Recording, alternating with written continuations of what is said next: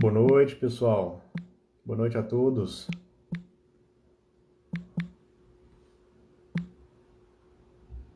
Aí, pessoal entrando, joia. Muito legal. Vamos entrando aí. Já já aqui eu vou fazer o convite aqui para o Rafael, tá?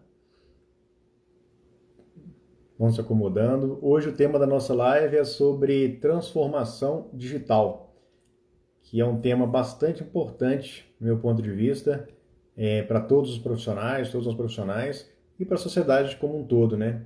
E tem a ver com o cérebro, porque vai exigir dele uma série de novos hábitos, né? Vamos dizer assim. Só um pouquinho que eu já vou fazer o convite aqui para o nosso profissional de hoje.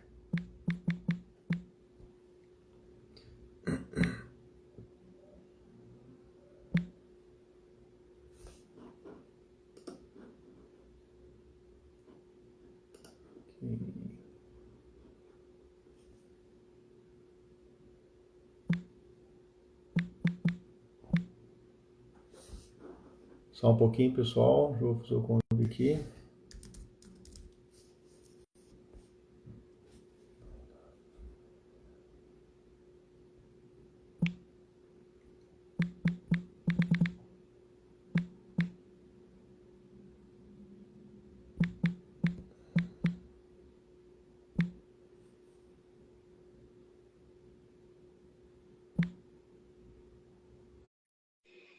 Já já ele está aí com a gente. Pessoal, já vamos deixando aí os comentários, as dúvidas que vocês tiverem a respeito do tema, tá? Se ninguém nunca ouviu falar nesse assunto, também é o momento de a gente conversar um pouquinho. Bom, o tema de hoje é transformação digital, tá, Bi? Está aqui fixado aqui embaixo. Hoje eu vou fazer duas lives. Essa é a primeira com o Rafael. E depois, às 8h30, eu também vou fazer uma live com o Roberto. E todas as duas lives envolvendo o tema de empreendedorismo digital, tá? Que eu acho que é algo bem prático para o momento que a gente vive hoje em dia aqui, né? Por conta da pandemia, do coronavírus e tudo, tá?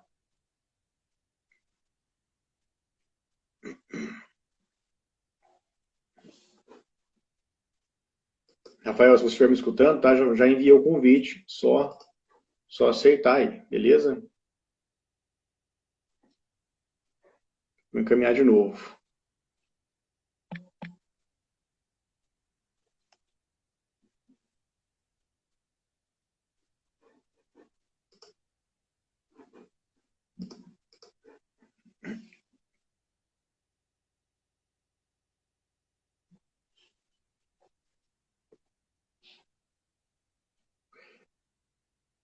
Beleza.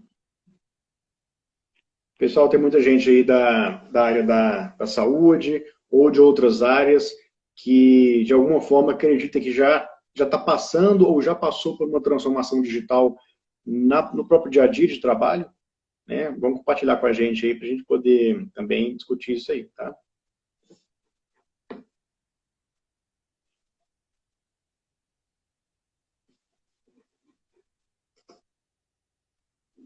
Deixa eu ver aqui se o Rafael aqui.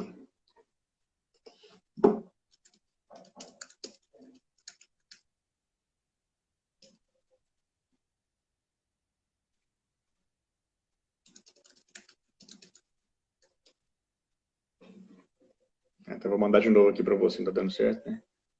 Vamos lá. Encaminhado, de novo. Aí, agora acho que vai dar certo.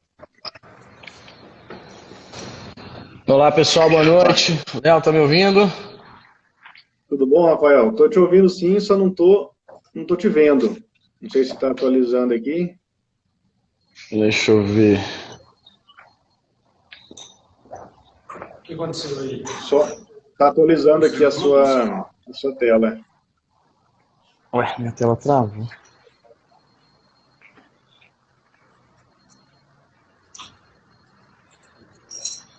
Ô Léo, vou entrar de novo. Vou sair e vou entrar novamente. Me manda de novo aí. Beleza, ok.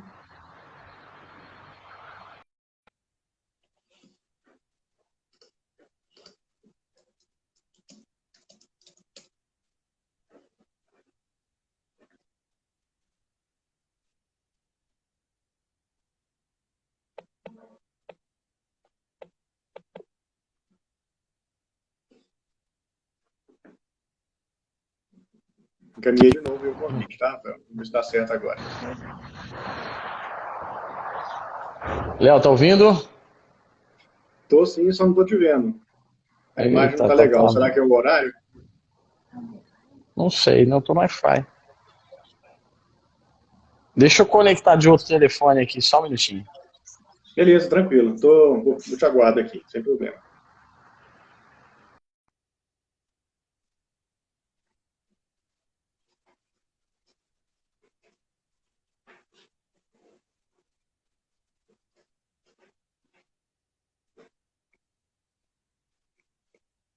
Sem imagem, né, pessoal? Tava só o áudio dele, né? Não, beleza, vamos esperar um pouquinho. Tem alguém do Irã aqui falando, né? Que legal. Seja bem-vindo. Vou conectar aqui também um fone para poder diminuir a redundância aqui do som. Ok, tá perfeito. Ah, legal. Neuropediatra de Curitiba. Seja bem-vindo. Legal. Paulo Liberalesso, né, Paulo? Bom. O tema é bastante interessante, né?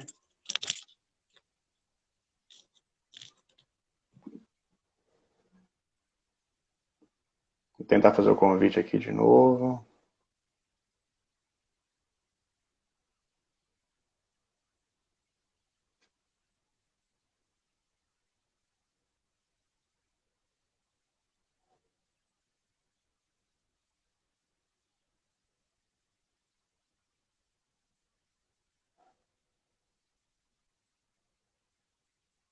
Não está aparecendo aqui para mim não, Rafael.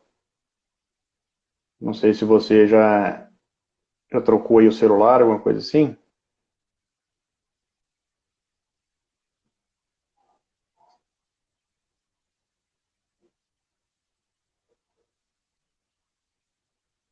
Aí, agora acho que vai dar certo. Bom. Aí, agora acho que deu certo. Agora vai. Tô te vendo agora. Legal, deixa eu só travar o O telefone. áudio tá ok aí? Tá vendo? Tá ok, tô ouvindo bem. Vocês estão me ouvindo bem? Beleza. Ó, gente, o Rafael Melo, convidei ele, que é um empreendedor digital, né, vamos dizer assim. Na verdade, é muito mais do que isso, né? Eu estava vendo na sua descrição lá, Rafael, que você está à frente de uma empreiteira digital, né? Que é uma empresa que trabalha com esse termo, que eu acho que é bastante interessante e bastante importante para a gente hoje em dia. Na minha área, eu confesso que, por exemplo, durante a faculdade inteira, a gente sequer ouviu falar sobre empreendedorismo digital, muito menos sobre transformação digital, né? Que mesmo assim é algo que já vinha modificando nossas vidas e em alguns momentos modifica muito mais abruptamente, que talvez seja o momento atual que a gente vive, né? Queria que você se apresentasse para o pessoal, seja muito bem-vindo aí à live, falasse do seu trabalho. Legal, legal. Léo, primeiramente agradeço aí o espaço aí no teu canal, esse convite aí para a gente bater esse papo. Eu acho que é um conteúdo que está bem no momento, né? A transformação digital ela é mais do que nunca agora nesse momento de coronavírus e toda essa crise fundamental, né, para as empresas saírem à frente e de forma estratégica. Então vou começar falando um pouquinho desse conceito aí, né? Vou tentar ser o menos corporativo possível, né, mas trazer realmente a parte conceitual de todo esse assunto. Esse conceito de empreiteira, ele é justamente porque a gente trabalha com vários tipos de projetos, trazendo aí para uma analogia com a construção civil, são vários tipos de projetos, mas dentro do mundo virtual, dentro do mundo digital. Então a gente trabalha desde projetos de aplicativos, inteligência artificial, internet das coisas, plataformas, e-commerce, enfim, mobile commerce. Então é uma gama de soluções, e aí eu acho que depois a gente pode aprofundar um pouco sobre cada uma dessas soluções, mas é uma gama de soluções para que as empresas consigam realmente ter vários canais de soluções. Então, oferecer serviços em vários canais, utilizar essas soluções digitais para melhoria de processos. Então, a gente trabalha também com parte de automação, de robôs, para automatizar processos manuais, empresas, por exemplo, que tem muito cadastro manual, muito cadastro que exige que uma pessoa realmente execute isso manualmente. Esse tipo de solução robótica ajuda a desonerar isso, né, e passar essas pessoas para atividades intelectuais, né, mais intelectuais e menos manuais.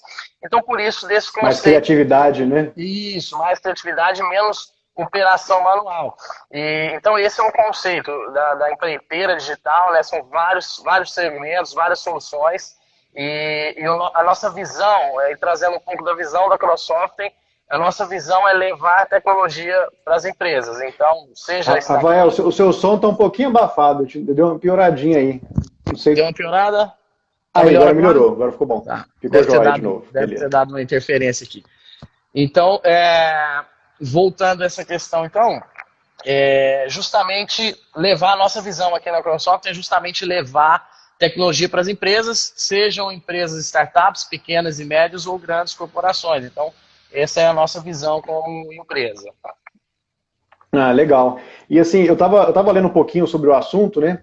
E às vezes a transformação digital, ela não é só muito a questão da implementação tecnológica, mas da questão de como a cultura da empresa, do local de trabalho, recebe isso, né? Porque as pessoas que não nasceram num ambiente digital, de repente elas têm que incorporar todo um arsenal de tecnologias, e esse aprendizado é muito difícil às vezes para as pessoas, né? Legal, um ponto muito legal isso, Léo. A transformação digital, ela entre o sucesso e o fracasso de um projeto de transformação digital, existe uma linha bem tênue. Então, se você pega um processo de transformação digital e quer implantar ele de forma muito grandiosa e magnífica já de uma vez, e uma situação, ou um cenário, um contexto que não está habituado com essa transformação digital, provavelmente esse projeto vai falhar, porque é necessário que seja gradual. Então, assim, as empresas que estão sofrendo agora com o coronavírus, por exemplo, por falta de transformação digital, por falta de iniciativas tecnológicas, não adianta agora também falar assim, agora vamos digitalizar tudo, 100%. Implementar tudo, né? Não tem como, vai falhar, vai piorar a situação.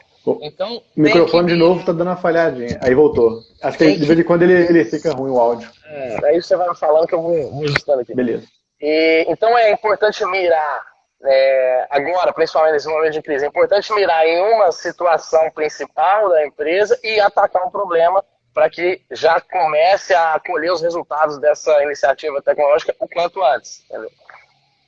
Entendi.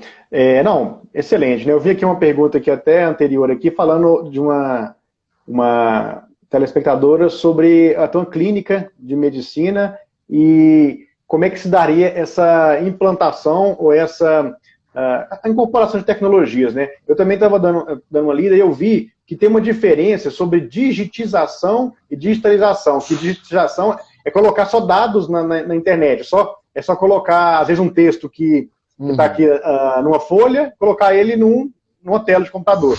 Digitalização é uma coisa de muito mais processo, né, Rafael? Então, você na sua empresa, por exemplo, você está inserido numa cultura digital aí. Como é que são esses processos, assim? Porque eu vejo que também tem muito a ver com produtividade. A grande questão da digitalização é aumentar a produtividade. Eu vejo que você aplica uma série de métodos, lá eu vi no seu Instagram, para tentar aumentar essa produtividade, desde Scrum, com outras coisas. Como é que se daria isso daí? Legal. Isso, esse conceito é bem interessante, da digitalização, por exemplo, e do processo de transformação digital em si. Você tem a opção de trazer informações para a nuvem, digitalizar documentos, pegando aí como exemplo escritórios de advocacia, clínicas e tudo mais, você pode ter um gestor eletrônico de documentos, onde você vai jogar tudo lá, e isso com certeza vai trazer uma certa produtividade, né? Você vai conseguir pesquisar esses arquivos melhor, você não vai ter problema com perda de documentos, com risco de incêndio, molhar e tudo mais. Então esse é um primeiro passo. Agora, tendo esses dados uma vez na nuvem, é importante que você avance para o próximo passo, que seria como consultar esses documentos de forma eficiente. Né? Tá ouvindo? Estão ouvindo? De vez em quando abafa um pouco, mas depois melhora. Tá ouvindo agora? Travou agora. Tô sim, tô. Deixa eu... Tá. O seu deu uma travada aí. Mas eu acho que Acho que foi, tá indo legal? tá, pra mim tá ok agora. Tá, legal. Ok. Então, falando aí do próximo passo dessa digitalização, é realmente trazer mais iniciativas e mais soluções que vão melhorar essa produtividade. Então, vamos fazer uma analogia aí com o exemplo que você citou, de uma clínica. Você pode disponibilizar um aplicativo para o seu paciente confirmar agendamento, para ele confirmar mudança de horário, mudança de agendamento. Você pode ter um aplicativo para o médico que vai trabalhar ali na clínica, para ele verificar a lista de pacientes do dia, para ele verificar um prontuário resumido de cada paciente. Então, assim, são algumas iniciativas que vão trazendo produtividade, comodidade e vão resolvendo problemas do dia a dia que a gente tem, né? Essa questão do agendamento é um problema que é muito comum até hoje, né, em questão de clínica. Às vezes o paciente não consegue ligar, ou às vezes ele está tão corrido que não liga, esquece da consulta. Então, se ele tem um aplicativo ali ou uma iniciativa tecnológica assim, ele consegue esse tipo de solução. Então, essa seria a diferença entre digitalizar e uma transformação digital de fato. Beleza. Na sua experiência, né, conta um pouquinho pra gente assim, da sua história, que eu achei bastante interessante. Assim, você é da mesma cidade minha aqui, pelo menos fez faculdade aqui em Uberlândia. Conta a sua trajetória e até como que isso evoluiu a ponto de você ter uma empresa tão importante a nível global aí, na América Latina principalmente. Achei bem interessante essa história sua. Legal. Vamos lá. Eu cursei Sistema de Informação aqui pela Universidade Federal, né, de Uberlândia. Depois eu cursei Gestão de TI pela Universidade Paulista. Fiz também pós-graduação em Gestão de Projetos e pós-graduação em Engenharia de Software. Eu tive a oportunidade de ingressar, de fato, na área muito cedo, muito novo, realmente, por apoio familiar e toda uma questão que eu julgo que foi muito importante. Eu comecei na área, na verdade, em 1998, bem cedo, né? Bem cedo ali, programando sites. Uma coisa, claro, bem amadora e bem caseira naquele momento, né? Mas a internet tinha chegado no Brasil em 95, então eu tive a oportunidade de começar praticamente junto com a internet aqui no Brasil, e a partir dali fui evoluindo, sou programador, né, meu background é de tecnologia, é de programação, e a partir dali em 2003 eu tive minha primeira startup. Em 2003 tinha o KD, não sei se você lembra, Léo, do site de busca. Acho que eu lembro, sim, lembro. Bem antigo, era a época do KD, do Google e do Yahoo. O Google ainda não era o campeão do segmento, e então eu tive a oportunidade de criar minha primeira startup, que era também um buscador. Obviamente foi um fracasso nesse momento, mas que me deu muita expertise, né, muita experiência do que funciona, do que não funciona. E, na verdade, foi em 2001 essa startup. E aí, em 2003 eu fundei o que seria hoje a Crosoftware, né? Comecei ali com consultoria, pequenos desenvolvimentos, até para parentes, para vizinhos e tal, e isso foi ganhando escala. E aí, a partir de 2015, a gente entrou forte no mercado de startups, e aí agora, em 2020, a gente está atuando aí com referência com empreiteira digital. Beleza. E hoje você atua a nível internacional também. Você tem projetos para outros países, tem escritório em outros locais também. E o que é o seu perfil de cliente maior? São empresas? Tem da área da saúde também? Como é que é? Legal, perfeito. Nós atendemos clientes de vários lugares do mundo, tem clientes da Europa, dos Estados Unidos e América Latina em geral. A gente tem Argentina, Chile, Panamá. Qual que é a grande estratégia? O Brasil ele é muito forte em questão de tecnologia, né? Para você ter uma ideia, se eu não me engano, em uso de aplicativos, nós somos o segundo país que mais utiliza aplicativos no mundo. Então, a gente tem um perfil bem curioso, né? O brasileiro tem essa curiosidade, essa tecnologia na veia mesmo. Então, isso acaba trazendo os olhos de vários players aí, ou empresas que são multinacionais, que têm escritórios em outros países e que acabam trazendo para a gente os projetos, com clientes também que são só de fora. O perfil de cliente, nós trabalhamos com 3 segmentos, que é o segmento de startups, né, que aí são pequenos empreendedores que estão ali começando com a sua ideia, estão fazendo de repente um investimento próprio, começando o seu projeto. Nós temos o segmento de pequenas e médias empresas, que são empresas que já existem, que já possuem alguma área de TI e querem evoluir esse processo, né, de transformação digital.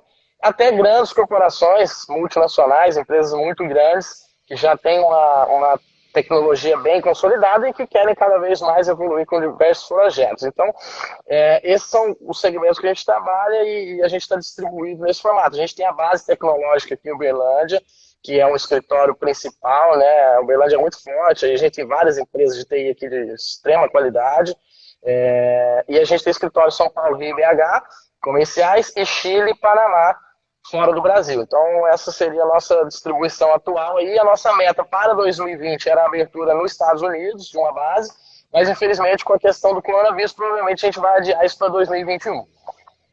Legal. Eu estava dando uma lida também aqui, por exemplo, a maneira como você, a sua equipe aí, vai fazer uma primeira divisão do cliente, do perfil do cliente. Então, às vezes, ele chega com nada de negócio digital, e ele quer começar um negócio digital do zero, né? Outro cliente chega com uma estratégia digital, e aí você pode ampliar isso de certa forma. Um cliente que quer fazer uma transição, igual eu falei do físico para o digital. Como é que você faz essa primeira conversa com o cliente e tudo, e identifica o perfil dele? E o primeiro passo, a primeira coisa que você faz ali numa transformação digital, vamos dizer assim. Legal, ótimo. Então, o primeiro passo é a gente fazer realmente essa triagem do cliente, né? Quando a gente tem esse primeiro contato com o cliente, o primeiro passo é entender com ele o que é a demanda, o que ele quer fazer de fato. Se ele quer vender online, se ele quer construir um projeto, se ele quer fazer um aplicativo para criar uma demanda de serviço, enfim, o que ele quer de fato, né, o objetivo. Aí ele vai explicar, olha, eu pensei nisso, pensei naquilo, tenho uma ideia assim, tenho uma ideia assada. Então, a partir daí eu já consigo entender se ele tem uma ideia de startup, se ele tem uma ideia para melhorar algum processo da empresa dele, ou se ele tem uma ideia até para escalar a empresa de forma digital. Então, com essa primeira conversa, a gente já consegue entender o que esse cliente está buscando. E aí, pegando um gancho nesse assunto, eu acho que um assunto bem relevante para as pessoas, principalmente de startup, que estão pensando nesse momento em investir na startup, né, buscar os canais online aí, nesse momento da crise do coronavírus, é muito importante que se pense em uma ideia enxuta. Ela tem que ser uma ideia simples no primeiro momento. Ela pode ganhar corpo, ela vai ganhar escala, mas no primeiro momento ela tem que ser uma ideia simples e tem que resolver pelo menos uma dor do cliente e do usuário. Se o empreendedor tiver isso em mente, ele já vai estar muitos passos à frente do que a maioria dos empreendedores. Porque uma falha comum, eu tenho até uma série lá no meu Instagram pessoal que eu estou falando a respeito, infelizmente 90% das startups hoje no Brasil, elas falham. Então elas abrem, elas investem... 90%? 90%, é uma taxa muito crítica, é muito ruim essa taxa, é muito maior do que a taxa de empresas em si, né, que não são startup. Então, um dos principais motivos dessa taxa de mortalidade tão alta das startups é justamente o fato de querer lançar uma coisa megalomaníaca, muito grande, que vai atender uma série de funcionalidades e de situações que talvez o usuário não está nem interessado no primeiro momento. Vamos pegar, por exemplo, aqui o Uber e o iFood. O Uber, ele resolve um problema, que é a sua fome, aliás, o Uber resolve um problema, que é te levar e trazer para onde você quiser, e o iFood resolve um problema, que é a sua fome. Então, perceba que o Uber tem uma tela única, o usuário entra ali, tem uma única tela, e o iFood tem no máximo 2, 3 telas para você poder interagir com o aplicativo. Olha a simplicidade. Qualquer pessoa de qualquer idade consegue interagir com aquilo. E aí, se você quer entrar com um produto muito robusto no mercado, muito complexo, provavelmente só um tiro no pé. Eu falo assim, né, que uma das coisas mais difíceis que tem é ser simples, né?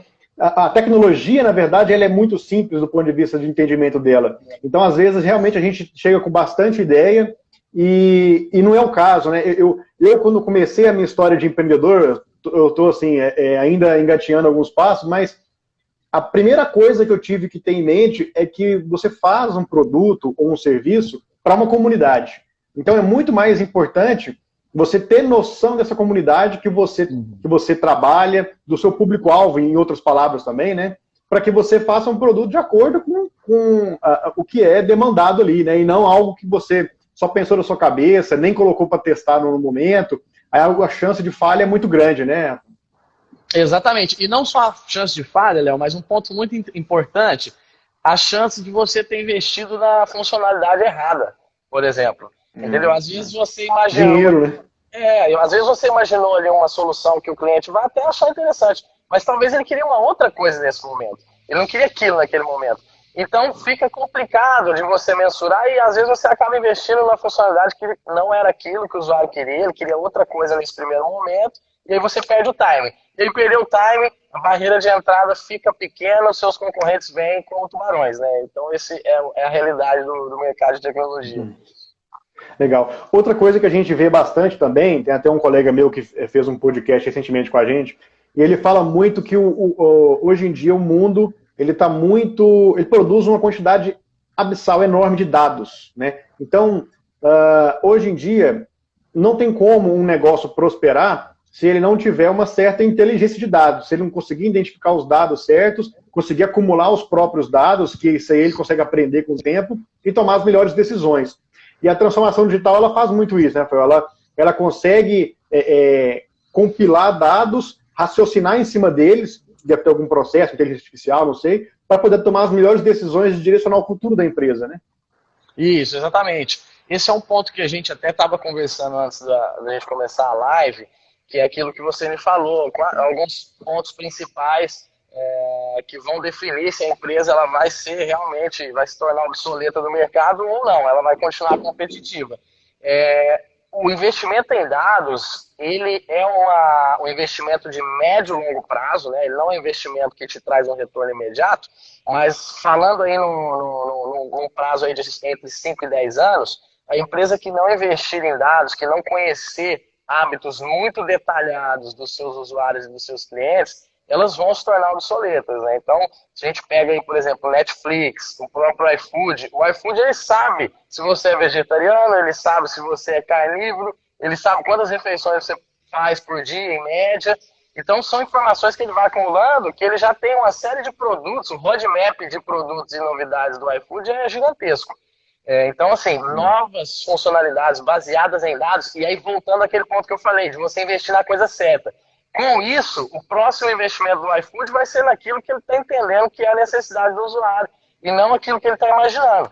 Entendeu? Então você começa a ter investimentos mais assertivos, investimento em tecnologia não é barato, é caríssimo. Então, você fazer um investimento errado, ele é muito prejudicial. Então, os dados, eles vêm justamente para direcionar, e num espaço de tempo curto, aí, entre 5 e 10 anos, uma empresa que não tiver dados extremamente detalhados dos seus usuários, dos seus clientes, elas vão estar provavelmente fora do jogo. Entendi. E especificamente, por exemplo, na área da saúde, vamos falar uma clínica, um hospital, muitas vezes eles não conseguem enxergar essa necessidade de acumular, raciocinar dados, inteligência artificial, robótica, a gente vai falar até mais à noite de telemedicina, coisa à distância, mas isso é uma realidade já, né, Rafael? Não tem como fugir disso. E algumas pessoas que já estavam, de certa forma, preparadas para esse momento, pelo menos em questão de conhecimento, vão conseguir melhores resultados agora, melhores respostas durante esse período aí de isolamento, né, distanciamento social, né? Isso. O mercado de saúde, em geral, nós temos bastante contato com vários segmentos, a gente recebe muito contato de pedidos de orçamento, né, de demandas, então a gente tem meio que mapeado, né, usando a questão dos dados, né, a gente tem muito bem mapeado todos os segmentos do Brasil, quais são os segmentos que mais têm investido em tecnologia, quais são os segmentos que menos têm tecnologia. Então, tudo isso a gente tem muito mapeado com os dados que chegam para a gente todos os dias aqui na nossa empresa. E, infelizmente, a área de saúde ela é uma das menos digitalizadas do ponto de vista de automação, de soluções, de sistemas. Ficou ruim o seu áudio. Voltou? Voltou. Aí. Voltou? Tá. Voltou. Então, esse mercado de saúde ele é um dos menos digitalizados do ponto de vista de sistemas, de automação de processos, de ferramentas digitais para gestão, né, para gerir. Então, a gente sabe disso, né? Muitas clínicas ainda utilizam agendamentos e tudo muito manual, né? Tudo na mão ainda, na agendinha ali. Muitos médicos ainda trabalham nesse formato. Então, é uma área de oportunidades para esse segmento. porque ainda tem muito a ser digitalizado na área da saúde em geral, né? E nessa área de sistemas e de automação em geral, então tem muita oportunidade nesse segmento. Eu tive recentemente lá na Singularity, no Vale do Silício, e aí eu vi muitas coisas interessantes, né? Uma das coisas que também na verdade, eu já acreditava e só me ajudou a embasar, é que todo investimento em tecnologia, ou mesmo no aprimoramento do negócio, tem que focar cada vez mais a autonomia do cliente, a autonomia ali da pessoa que está recebendo o seu produto. Então, no caso da saúde não é diferente. Hoje em dia a gente tem um celular à mão, né? E do nosso desejo que a gente possa controlar mais a nossa vida, né? No sentido de saber ter o nosso exame aqui no exato momento, um exame de imagem, um exame de sangue. Então, qualquer coisa que vá a esse encontro está indo no sentido certo. Talvez uma mentalidade um pouco mais antiga de alguns profissionais, é claro que isso já está mudando bastante, de querer reter o conhecimento, de querer centralizar muitos processos, isso aí não tem como mais nesse mundo, né? Isso, eu concordo totalmente. E esse ponto é bem legal, principalmente na área da saúde. Como você comentou, às vezes alguns profissionais um pouco mais conservadores, né, têm uma certa resistência, mas imagina o paciente podendo enviar um exame para uma pré-consulta antes dele ver o médico, né? Imagina ele podendo consultar um resultado de um exame já direto na palma da mão, podendo ter uma segunda opinião, já enviando esse exame para um outro médico. Então, assim, é como você disse, a comodidade ela tem que estar na mão do usuário, né? E quem está prestando o serviço, seja serviço de saúde, que também é um serviço, né? Tem que oferecer essas comodidades para o usuário. E a tecnologia traz isso, né? Possibilidade de agendamento, possibilidade de envio e avaliação de exame. A parte de consolidação, no mercado de saúde, a gente não tem até hoje um prontuário consolidado, né? Existem algumas soluções no mercado, então, mas ainda não existe esse prontuário consolidado. O prontuário é uma coisa que ele está em vários lugares. Um prontuário único, né? A nível nacional ou internacional, né? Isso. Se o paciente passou ali por 10 hospitais, ele tem 10 prontuários diferentes. É claro que já existem soluções que tentam ajudar nesse ponto, mas ainda é muita oportunidade a evoluir nessa questão. E assim, isso aí a gente está falando de acelerar processos, né? Mas pelo que a gente tem lido, assim, até você deve falar mais propriedade do que eu nisso, cada vez mais a tecnologia está avançando a ponto de tomar decisões sem que o usuário nem perceba, né? Então, eventualmente, com a evolução de sensores, vai se conseguir analisar alguns comportamentos do paciente dentro da casa dele, e aí já dá um diagnóstico, emitir algum tipo de alerta. Então a inteligência está progredindo demais, né, nesse sentido. Não, com certeza. Olha, eu vi uma pergunta legal aqui da Gisele, ó, acho que é um ponto até legal para a gente discutir aqui, ó. Ela comentou, enviar exame somente depois da consulta, como opinar se o paciente nunca esteve presencialmente. Eu acho que isso é um ponto legal, Léo, pra gente, acho que você tem muito mais propriedade do que eu falar sobre isso, mas ela comentou que é um ponto legal. A medicina ainda é uma área que tem que examinar, eu concordo. Mas me fala um pouquinho do que você acha, Léo. Essa questão de um pré-envio de exame, isso é contra as regras éticas aí do CRM? Como que é esse ponto? Eu acho assim, a gente tem que avaliar a situação de 2 pontos, né? Primeiro, o que hoje é preconizado, né?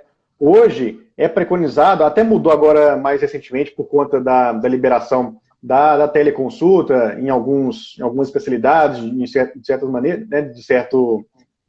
Em alguns profissionais podem fazer, mas eu acredito que isso vai evoluir bastante ainda, entendeu? Porque, assim, cada vez, em determinado momento, vai se provar, mesmo que cientificamente mesmo, vai se provar que algumas metodologias que envolvem aprendizado de máquina, inteligência artificial e alguma série de aplicações tecnológicas vai trazer mais benefícios para o paciente e, eventualmente, para o médico e para a sociedade. A partir do momento que isso for comprovado do ponto de vista estatístico, científico, não tem como você negar e não implementar isso, porque aí acaba sendo uma questão ética. Então, a própria ética que embasa algumas diretrizes hoje, ela pode reformular o caminho ao longo das novas descobertas, né? E é o que vem acontecendo ao longo do tempo. Tem muita coisa que antigamente não era mais permitida e hoje, com a demanda que vai mudando, modifica um pouco. Então, assim, hoje a gente tem algumas notícias, por exemplo, tem alguns profissionais, né, inclusive eu, por exemplo, a gente avalia exames de imagem, né? E muitos dão um diagnóstico de forma analógica, avaliando o exame, vendo se tem alguma lesão ali, exame de imagem, por exemplo, e descreve lá. Existem máquinas, inteligências artificiais, que são capazes de fazer isso de uma forma muito mais assertiva, mas que ainda não estão liberadas na clínica de forma diária e tudo. Então, a tecnologia ela não envolve só maquinário, não envolve só questões técnicas, ela envolve também questões humanas. E é por isso que eu acho que essa discussão é muito importante, mas a gente tem que abrir os olhos porque já está aí já. Legal, legal. Olha, eu vi um outro ponto legal aqui que o João Xavier comentou, ó, os bons laboratórios têm um serviço informatizado muito bom. Isso é verdade. Vários laboratórios já conseguem ter esse prontuário, esse histórico, né? Inclusive, eu vou dar um exemplo aqui, eu sou diabético tipo 1. Então, todos os exames que eu já realizei no laboratório que eu costumo realizar periodicamente, ele já me dá um histórico, já me dá a minha curva glicêmica, já dá a hemoglobina glicada nos últimos 2 anos, por exemplo. Então, isso é muito legal. Vários laboratórios já têm aplicativo, você consegue acessar pelo aplicativo, isso é fantástico. Isso realmente é um exemplo de tecnologia apoiando já a área da saúde. Eu acho que o próximo passo agora é a gente conseguir interligar isso, né? Você conseguir migrar de um laboratório para o outro, essas informações, né? Porque geralmente se você tem todo o seu histórico de exames em um laboratório, se você for em outro, aí já é um novo histórico, né? Então, essa interligação que ainda é um desafio aí também. Tem um comentário aqui da Alec Ferro, né? Por mais imediato que seja uma consulta médica, o contato pessoal com o médico é imprescindível. É uma verdade que a gente tem hoje em dia, né? É igual eu falo, mas é bom a gente abrir os olhos do ponto de vista científico. Então, assim, imprescindível, a gente fala de relações humanas, né? Essas relações humanas, elas causam mudanças na nossa neurobiologia, vamos dizer, liberação de neurotransmissores, faz o cérebro funcionar melhor. Isso já está comprovado, tem estudos que falam isso. Mas a gente precisa ver a progressão disso e as necessidades. Tem pessoas, por exemplo, que não têm acesso a um profissional de saúde, né? Eu até estava numa live recentemente também aqui, eu não me lembro com quem, que a proporção de neurocirurgião, por exemplo, na África é um absurdo. É um profissional para cada 10 milhões de habitantes, entendeu? E, já puxando o gancho, eu já vi casos experimentais de cirurgia à distância por meio de robótica. Então, um cirurgião à distância, bem distante, controlando um braço artificial em outro país. Então, essa tecnologia, a partir do momento que ela começa a ser incorporada de uma forma mais cotidiana, ela vai melhorando, ela vai sendo explorada do ponto de vista humano mesmo, sabendo as deficiências e tudo, e vai se aprimorando. Então, eu acho que a gente tem que ir com cuidado, sempre na base da discussão, mas entender que tem muita coisa que vai revolucionar positivamente aí a assistência, né? Hoje a gente vai falar sobre telesaúde, telemedicina mais tarde, mas também a sua área de atuação um pouco. Nesse momento, isso pode salvar vidas, entendeu? Um momento onde a gente, né, tem que se manter o distanciamento, uma pessoa que precisa de orientação à distância, de repente uma consulta especializada distante pode mudar completamente ali o prognóstico daquela pessoa, o desenvolvimento dela, da doença dela. Legal, legal. É uma dúvida pessoal minha. No Brasil, como que está essa questão da telecirurgia? E isso é totalmente já aprovado? Enfim, uma curiosidade pessoal minha. Como é que está isso hoje no Brasil? Então, pelo que eu sei, é experimental, né? Ainda é experimental, assim. Geralmente se faz um ou outro caso, mas sempre tem um profissional tecnicamente também competente ali, em loco, para poder responder por isso, né? Intervir, se for necessário. Isso. Por exemplo, aí tem um profissional, vamos imaginar, dar o exemplo da minha especialidade, um neurocirurgião em outro país e um neurocirurgião aqui em Uberlândia e tem um paciente sendo operado. Então, o neurocirurgião vai estar lá em loco, sendo responsável pelo procedimento, recebendo a orientação, mesmo que pode ser técnica ali, à distância. Mas só o neurocirurgião, especialista, e eventualmente ali só o paciente, só com algum outro profissional não da área médica, pelo menos até o ponto que eu tenho visto, isso não é praticado. Entendeu? Legal, legal. Ô, Léo, pegando um pouco aí da questão do seu lado empreendedor aí, desse empreendedor digital, me fala um pouco dos desafios que você enfrentou e vem enfrentando em lançar esse projeto seu, em construir o My Brain University, o próprio Meu Cérebro também. Enfim, fala um pouquinho dos desafios que você teve e do que você está tendo aí, que você vê pela frente. Cara, não, acho muito interessante, até a gente não tinha combinado isso, né? Você me dá a oportunidade de falar. Assim, cara, eu acho que a principal barreira que a gente tem no empreendedorismo é uma barreira mental. É impressionante, mental no sentido assim, bem amplo, a gente não consegue ver oportunidades, porque elas existem, elas estão aí. A gente não consegue ver as relações certas com as pessoas que a gente tem que fazer também, mas de repente muda alguma coisa mentalmente e a gente passa a ver, né? E caminhos que são tão simples e de repente a gente acorda num determinado dia e passa a tomar esse caminho, mesmo que de forma totalmente inconsciente, assim, né? Então, a minha história como empreendedor, ela começou muito baseada nisso. Eu sou da área da saúde mesmo, tecnicamente, da área da assistência.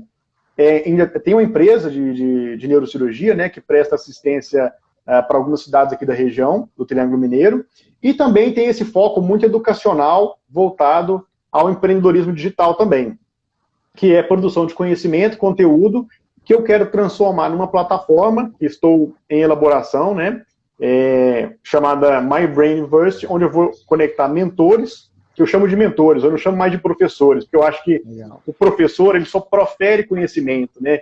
O mentor, é uma mudança só de nomenclatura mesmo, o mentor, ele vai acompanhar o aprendiz durante a trajetória dele de aprendizado. Legal. E a comunidade. E, na verdade, é uma plataforma que só vai organizar essa comunidade. É o papel da plataforma, não é centralizar, é organizar os mentores com os alunos e produzir uma comunidade de conhecimento, né? Então eu espero lançar ela esse mês ainda, né? Pelo menos uma versão beta bem básica, com só o essencial, igual você fala, para poder testar e ver a aceitação das pessoas. Legal, legal. E esse projeto seu, Léo, ele tem um conceito por trás dele muito forte em cima de economia compartilhada, né? Então, a gente está vendo essa questão de ligar pessoas, né, conectar pessoas interessadas em determinado assunto com pessoas que têm algo a oferecer sobre aquele assunto. Então, isso é realmente o futuro das relações comerciais aí, né? A gente está vendo aí Uber, iFood, OLX, basicamente é essa a conceituação da economia compartilhada, né? Você gerar oportunidade para quem precisa e ligando isso para quem está oferecendo. Então, é bem interessante, eu não tenho dúvida que vai dar certo a sua ideia, já deu. Não, eu acho que a gente tem que, na verdade, quando é algo muito novo, a gente não tem muito por onde se basear, é um pouco mais difícil, mas eu acredito muito na ideia, entendeu? Por exemplo, era uma demanda que eu tinha no começo. Eu queria buscar conhecimento, mas um conhecimento um pouco mais prático, e um conhecimento mais unido sobre neurociência, sobre o cérebro humano. E a gente vê muito artigo científico. E muitos deles, às vezes, produz um conhecimento e passa algum tempo, aí ele vem e desmente o conhecimento e a gente passa a ter um conhecimento meio conflitante, uma série de dúvidas. Então, eu acho que formar uma comunidade de pessoas conhecedoras do cérebro, que estão aprendendo juntos, é muito importante. Até porque, eu não sei como que ninguém nunca se preocupou com isso de forma tão evidente, porque todo mundo tem um cérebro, ele que dita o comportamento das pessoas, como as pessoas percebem as coisas. Então, a princípio, entender sobre o cérebro é o autoconhecimento de fato. Faz todo sentido, legal, muito Faz legal sentido, né? Esse conceito, essa teoria é muito legal. Quando a gente estava conversando hoje, mais cedo, você falou que já atendeu, assistiu mais de 1000 startups, né? E é bastante coisa, assim. Esse empreendedorismo no Brasil está crescendo bastante agora, né? Pelo que a gente tem visto, assim. E você acha que a gente é capaz de chegar no patamar de países de ponta que trabalham isso bastante, que estimulam isso bastante, ou é uma questão muito econômica ainda que vai deixar a gente bem para trás, ou não? O que você acha? Legal, muito legal essa pergunta, Léo. O que eu enxergo aqui dentro do cenário que a gente está inserido? O brasileiro ele é muito criativo, né? A gente tem ideias aí fantásticas. Eu tenho contato com uma série de ideias que são muito legais, que a gente enxerga realmente oportunidade. Alguns empreendedores, eles até querem, talvez, falar de parceria, de sociedade, Mas como o nosso modelo de negócio é um modelo da empreiteira, imagina, eu não consigo, a gente tem mais de 1.000 startups atendidas aí nos últimos 5 anos e atualmente a gente deve ter uns 280 projetos em andamento. Então, se a gente for trabalhar a sociedade com toda, não tem como, foge ao nosso modelo. Mas a gente sempre procura ajudar, dar uma pré-consultoria. A gente lançou agora também nossa consultoria gratuita para as startups. Como funciona esse modelo? Vamos supor que o empreendedor tem uma ideia, fica aberto aí também a todo mundo que está assistindo a live, se quiser, é só me visitar lá no meu Instagram que tem mais detalhes sobre essa consultoria. Essa consultoria, na verdade, ela é um manual de como o empreendedor tem que buscar esse orçamento, tem que pensar nesse projeto e tudo mais. Então, o que a gente passa para ele? É um laudo técnico mesmo, contendo quais as tecnologias sugeridas para o projeto dele, quais as funcionalidades são sugeridas principais para ele resolver aquilo, um modelo de negócio, a gente dá uma classificação do modelo de negócio dele, se tá superficial, se está bem detalhado, se é monetizável, se não é monetizável, então a gente passa isso também. Pontos de risco, pontos críticos, custos, o que ele vai gastar para construir essa ideia, e aí quando a gente fala do que ele vai gastar, não é só o custo de construção, mas o custo com pós-venda, com pós-implantação, infraestrutura, marketing, enfim, a gente consegue dar uma visão bem geral para ele. Então esse laudo a gente está entregando sem custo. Por quê? Porque ao longo desses 5 anos a gente vem entendendo que existe muita criatividade, existe muita ideia e existe até o capital, né, no mercado para fazer as ideias. Mas ainda a gente esbarra naquele processo do brasileiro. O brasileiro não tem muita paciência, né? E ele é muito bom em ser criativo, criar e começar as coisas, mas em terminar a gente executar ainda... Executar é o difícil para nossa cultura. É um padrão cultural nosso, né? Todos nós somos assim, a gente tem uma certa dificuldade na execução, a gente é muito bom em ter as ideias e tudo mais, mas a execução acaba sendo um ponto crucial. E a execução, eu falo isso muito para os nossos empreendedores que a gente atende. A ideia, na verdade, ela é o de menos. Na verdade, ela é o de menos. As ideias, elas vêm e vão, mas a execução é o mais importante. Se você tiver dia a dia, né? Se tiver uma mega power ideia muito revolucionária que vale 10 milhões de reais e alguém tiver uma ideia simplesinha, mas ele conseguir executar e ganhar algum dinheiro com essa ideia, eles vão estar na sua frente, entendeu? Então, essa questão da execução é um desafio, buscar sempre... simplificar as coisas, né? Simplificar as coisas, cara. Sempre essa questão da simplificação, a gente bate muito nessa tecla, porque a ideia vai fluindo, ela vai amadurecendo, e quanto mais ela amadurece, mais ela cresce, e aí tem que tomar cuidado, cara, porque é nesse momento que o pé do empreendedor sai do chão. E aí saiu do chão, cara, aí ele vai subindo, a hora que ele cai, o tombo é muito grande.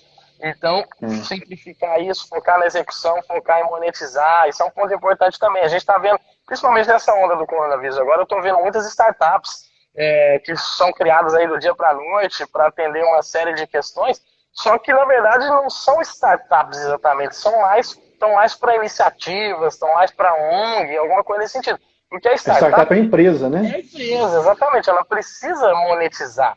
Ela precisa oferecer... Ela precisa viver sozinha, né? E crescer sozinha. Exatamente. Esse modelo, muito legal isso. Pegando um gancho agora já para outra questão, Léo. Esse modelo, onde a gente vê aí empresas grandes como o Uber, o iFood não, o iFood é totalmente rentável, mas o próprio Uber que vem mostrando prejuízo ao longo dos trimestres. O WhatsApp, por exemplo. Isso, o WhatsApp, as redes aí, isso é um modelo muito perigoso, porque assim, agora ainda é uma questão que existe todo um hype envolvido, né? Existe uma expectativa de lucro, então, em cima disso, as empresas estão na bolsa, elas geram caixa através de especulação. Só que esse modelo de gerar caixa através de investimento externo, ele é muito perigoso, porque isso é fino, tem limite. Então, se você vai conseguindo investidor, vai numa rodada, participa de segunda rodada, terceira rodada, mas o seu time é caro. Hoje em dia, qualquer startup que consegue aí 3 milhões de reais de investimento, se ela não for monetizável, ela gasta isso assim, ó, rapidinho. O custo é muito alto, operacional, o custo com equipe é muito grande, então é mais saudável você iniciar uma startup talvez com um investimento menor, mas que ela vai monetizando e já vai se pagando, do que você receber uma injeção muito grande de capital com um projeto que não se monetiza, porque o dinheiro vai embora muito rápido, entendeu? Esse é um ponto legal. Porque tem, assim, entregar valor, isso é indiscutível, só que esse valor precisa retornar o que a empresa precisa para poder girar, porque a produção do serviço, do produto, precisa continuar. E só através do investimento contínuo, através da entrega de valor e pagamento, que ela consegue se manter, né? Porque senão ela vai acabar, esse ciclo se quebra em algum momento, né? E talvez nesse momento a gente vê muitas empresas que às vezes tinham um valor por expectativa, de repente a expectativa acabou completamente por conta da pandemia e tudo, pelas perspectivas do futuro da sociedade que a gente vai viver, e aí muda completamente, né? É bem complicado. Isso, exatamente. Essa parte da monetização também é um dos principais fatores que a gente comenta sobre a taxa de mortalidade das startups. É essa preocupação em realmente ter um modelo rentável. O aplicativo, vamos pegar como exemplo um aplicativo, uma plataforma, ele é só um canal, na verdade, né? Assim como a gente tem um canal físico, por exemplo, quando você abre uma loja que tem vitrine, aquilo é um canal entre o cliente e aquele produto e o serviço que você está oferecendo. O aplicativo é a mesma coisa, só que o usuário ele não vai lá fisicamente, mas ele vai lá virtualmente. Então, assim, é um canal. Você oferece um serviço, ou um produto, ou uma venda, alguma coisa assim, através daquele canal, mas aquilo tem que ter um retorno para a empresa, senão fica muito difícil dela tracionar. E aí, falando de estatística também, Uber, WhatsApp, são empresas bilionárias com um caixa muito forte? São, mas a quantidade de empresas que conseguem alavancar nesse modelo, elas são menos que 0,00001%. Então, é importante você entender as estatísticas. E a gente tem muita empresa da antiga economia, né, que a gente fala antiga economia, empresas que são mais focadas no físico, que não tem tanta questão do online e tal, mas que focam muito na questão do modelo de negócio. Então a gente tem empresa física da antiga economia que fatura horrores, e a gente tem empresas super tecnológicas que não faturam absolutamente nada. Então, esse é um conflito de gerações que a gente tem que discutir bastante, tem que trazer para a discussão e tem que extrair o melhor dos dois mundos. Porque a economia antiga sabe como ganhar dinheiro, eles sabem como monetizar as coisas, é uma característica da antiga economia.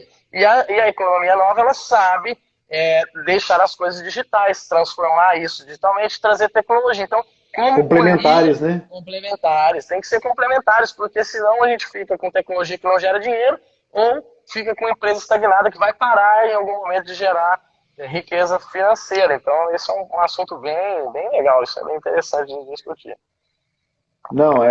Bem interessante mesmo, assim. E eu tive lá na Singularity, só assim para complementar aqui, aí eu estava vendo assim na verdade, junto com o conhecimento que eu vi lá, eu também, ao longo das minhas pesquisas, minhas leituras, eu gosto bastante, eu vi algumas coisas que são tendências, principalmente na área da saúde, assim, principalmente a pessoa está começando agora. Então, às vezes ela focar assim, e eu acho que é bastante legal. Uma das coisas que, na verdade, não é uma tendência mais, já é uma constatação, é a questão da mobile dominance, que é a dominância do celular ao invés de uma tela de computador. Se você pensar num projeto hoje, né, Rafael, você tem que focar ele, acho que talvez no primeiro momento, para o celular, nem é para um computador mais, né? Multitela, responsivo, né? Isso. Dentro desse universo de tecnologia, nós temos um conceito chamado mobile first, traduzindo mobile primeiro. E é exatamente isso que você falou. Tudo é focado primeiro no mobile. As outras questões são complementos agora. Então, por exemplo, quando você vai oferecer uma solução, não faz sentido mais você investir maior recurso na parte web, porque hoje 80% dos acessos à internet já estão no mobile. E a tendência eu vi isso no meu site. A tendência é que chegue a 95%. Quem vai usar a máquina desktop é só quem realmente constrói parte de tecnologia e tudo mais, ou quem realmente precisa usar ferramentas que não tem como serem utilizadas no mobile, por questões de usabilidade, às vezes precisa do mouse, alguma coisa assim. E, então vai ficar muito restrito a isso. Agora, todo o restante das pessoas que conseguirem executar suas tarefas no celular, elas vão executar no celular. Hoje a gente tem plataformas e ferramentas extremamente robustas de edição de vídeo no celular, Photoshop para celular, enfim, tem uma série de ferramentas, então essas pessoas já vão migrando a utilização para o telefone, entendeu? Claro que ainda vai continuar tendo esse acesso pelo desktop, né, pelo computador, mas a tendência, a curva, ela tá assim, ó, a curva de acesso à internet no web, ela tá assim, o web que eu digo desktop, né, ela tá assim, e o mobile, ela tá foguete pra cima. Né? E eu acho que isso aí junta com outro ponto que eu vi lá, mas que tem um pouco a ver com isso, é a questão do UX, que é a experiência do usuário nessas plataformas, né? Não adianta nada fazer um site ou uma clínica que pode ser simples, mas às vezes a pessoa não consegue navegar, ela não consegue clicar, tem que pensar no usuário como o mais simples possível, a pessoa que não entende absolutamente nada de internet. Né? Não, legal, esse ponto é muito legal. Essa questão da usabilidade, vou passar uma estatística legal aqui para vocês. 80%, estou com o outro telefone aqui, ó, 80% dos acessos no celular, dos recursos que são acessados pelas pessoas no celular, elas ficam nessa região aqui, ó. Você traça uma linha diagonal aqui, ó, ela fica nessa região. Que legal. 80% dos cliques ficam nessa região. Por quê? Porque a maioria das pessoas são destras e usam o celular com a mão só. Então, qualquer funcionalidade que você colocar nesse canto da tela aqui, ó, ela vai ser extremamente utilizada. Exatamente. Por quê? Porque a pessoa vai ter que usar com as duas mãos, ou ela vai ter que trocar de mão, correndo o risco de... Ou só ver, né? Ou só ver, correndo o risco de deixar o telefone cair e tudo mais. E existem pesquisas que mostram que quando o usuário vai utilizar uma função do aplicativo e ele deixa o celular cair, ele tende a desinstalar o aplicativo.